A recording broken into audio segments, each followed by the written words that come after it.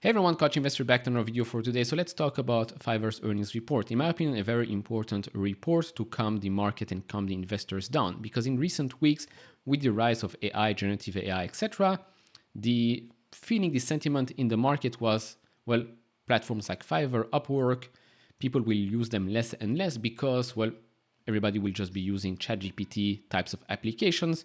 So we would not need to go to marketplaces such as Fiverr. Well, in my opinion, this report clearly shows that Fiverr still is pretty powerful. It has a moat and it will actually benefit from the rise in AI, as they told us already last quarter. Now, before we go into these reports, I just want to raise a glass. This is water, by the way, turning 29 today. So I wish you all a wonderful year.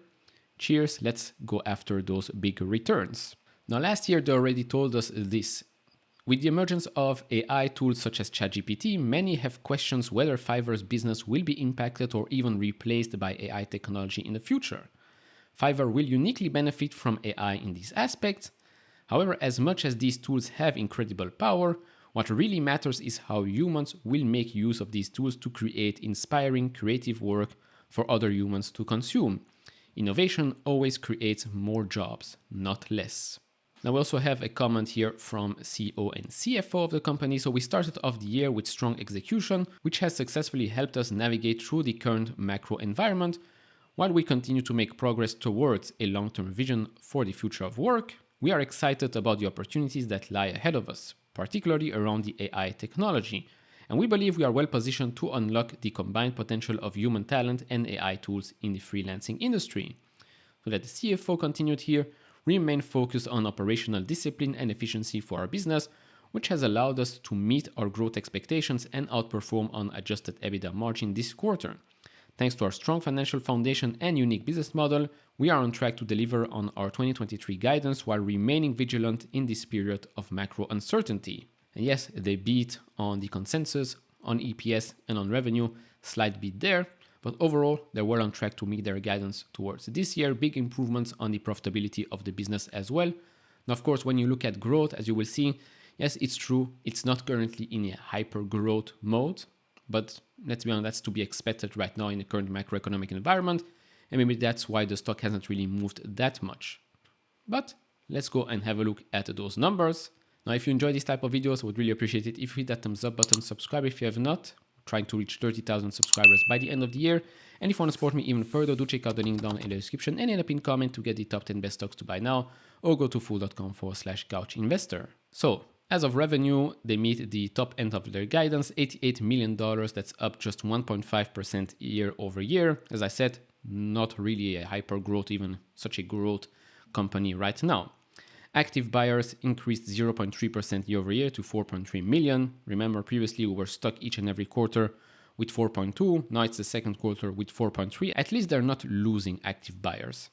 Now spend per buyers keeps increasing a bit, $262, 4% year over year. Take rate remains pretty high, 30.4%. That's an 80 basis points improvement year over year. As for gross margin, non-GAAP, 83.9%. GAAP net loss, we're slowly getting to that break-even point, $4.3 million. Last year was closer to $17 million, so a huge improvement there. As we look at adjusted EBITDA, $11.3 million, and then adjusted EBITDA margin, 12.8%, huge improvement year over year from around 4% or so. Now, as for the financial outlook, as you can see, a small raise here compared to their prior guidance. Now, as for Q2, they see it growing 4 to 6% year over year, adjusted EBITDA between $12 to $14 million. Now, for the full year, they previously expected to grow between 4 and 8%. Now, revenue will grow between 5 and 8%. So, a small improvement there. And also a small improvement when it comes to adjusted EBITDA for the full year, $48 to $56 million.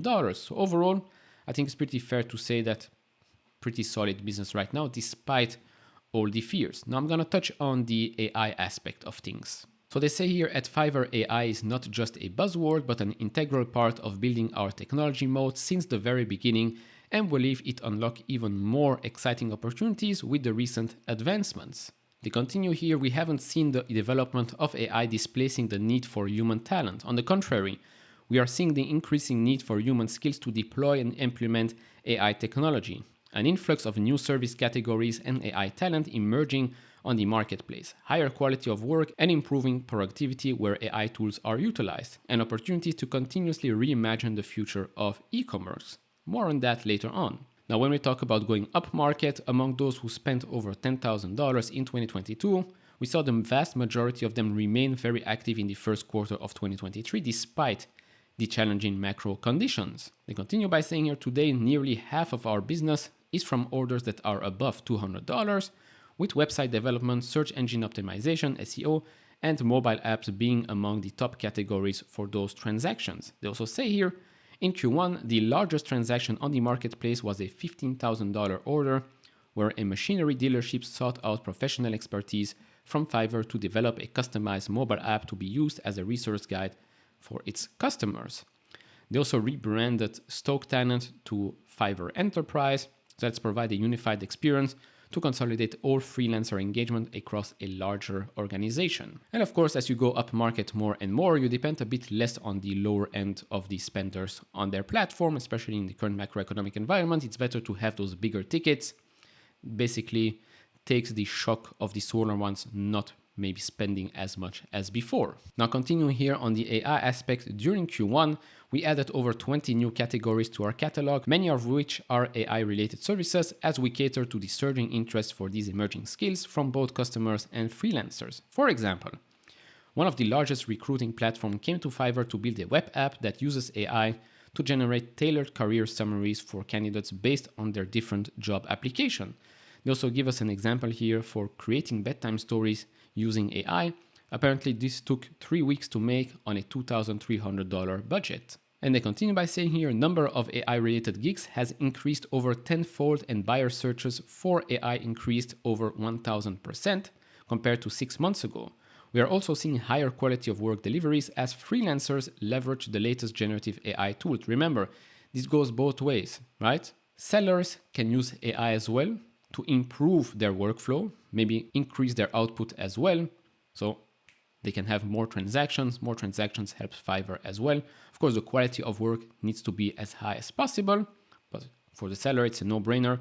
If they can do and provide more work in the same quality, why not? Now, when it comes to growing internationally, they say they continue to make progress in the localization of their user experience, investing into translation quality and search engine optimization to help drive better local conversion, which of course AI can certainly help with that. This year, for example, we recently launched several localized TV campaigns in Germany, Australia, and the UK to increase their visibility and brand awareness. There's still a long way to go. The freelancing market is still growing, and awareness for Fiverr is still pretty small, all things considered. I mean, I saw a stat somewhere that most people today that already have a job probably would like to have a side hustle as well. Of course, something like Fiverr might help with that.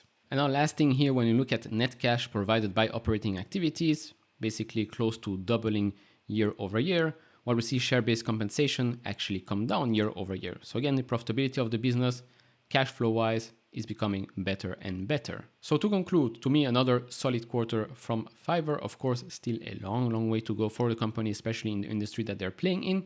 But the fears of AI destroying its business, in my opinion, has been debunked by this report. Of course, you might disagree, but hey, this is just my opinion. Of course, do share yours down in the comments below. What do you think about this quarter? Let me know down in the comments below. If you enjoy this type of videos, leave it a thumbs up, subscribe if you have not, and I'll see you all in the next one. Bye-bye.